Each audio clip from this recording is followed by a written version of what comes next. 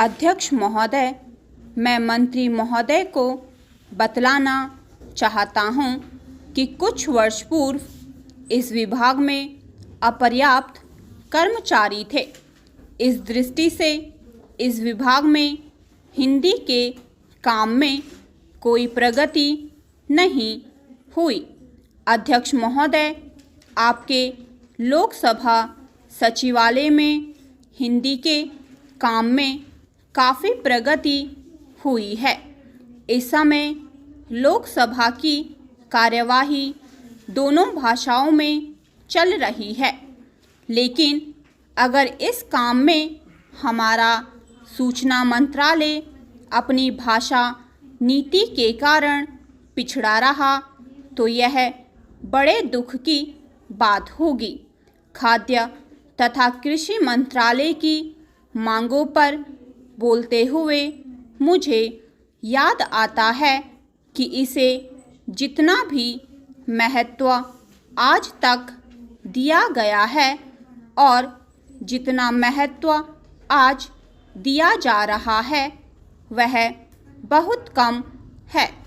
अभी अंतर्राष्ट्रीय व्यापार पर बोलते हुए व्यापार मंत्री ने बताया था कि निर्यात की आमदनी में कृषि का कितना महत्वपूर्ण योगदान रहा है।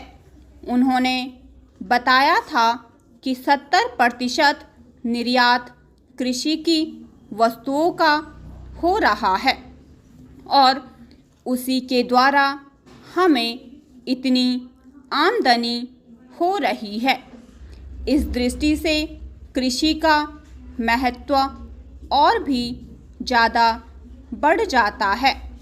उन्होंने यह भी बताया था कि यह कृषि उत्पादन केवल 5% और बढ़ जाए तो निर्यात से हम 100 करोड़ रुपए के लगभग अपनी आमदनी को और ज़्यादा बढ़ा सकते हैं।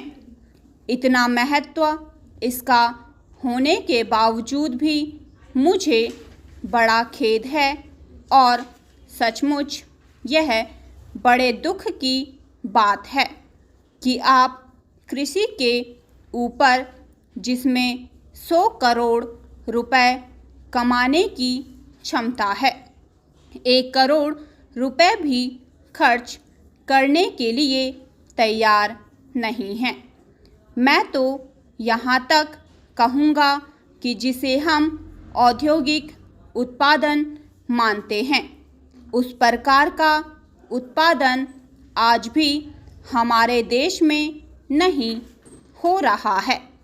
वास्तव में उत्पादन केवल कृषि से हो सकता है, क्योंकि कृषि वस्तुओं से ही आपके दूसरे औद्योगिक संस्थान चलते हैं। यदि रुई देश में पैदा ना हो तो कपड़ा कैसे बन सकता है? यदि मूंगफली देश में पैदा ना हो तो वनस्पति घी देश में पैदा नहीं हो सकता। इसलिए हमारा सारा उत्पादन कृषि वस्तुओं पर ही निर्भर है। इसी तरह से खनिज पदार्थों की स्थिति है। यदि खनिज पदार्थ निकालने पर ज़्यादा जोर दिया जाए तो उससे न केवल उत्पादन बढ़ेगा, हमारे उद्योगों को काम मिलेगा, बल्कि विदेशी मुद्रा भी बहुत बड़ी मात्रा में कमाई जा सकती है। हमारे देश में हर एक की वस्तुओं का बहुत बड़ा भंडार हमारी भूमि में उपलब्ध है। स्टॉप।